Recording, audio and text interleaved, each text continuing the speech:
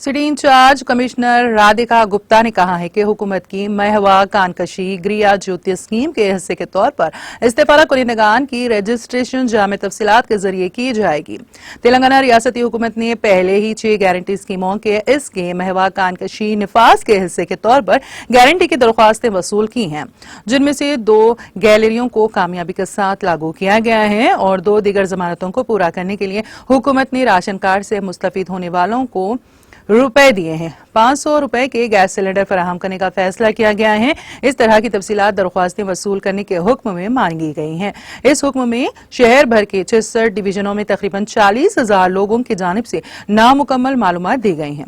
रियासती हुकूमत ने इस तरह की मालूमात पर नजरसानी करने के लिए आज एक दिन की डेडलाइन मुतालिका डिवीजनों में बल्दिया भर के मेंबर स्टाफ अफसरान, कम्युनिटी भवनों और अहम चौराहों के फील्ड विजिट के अलावा हुकूमत की तरफ से तजवीज़ करदा ऐप में मालूमात जमा और रिकॉर्ड की जाती हैं।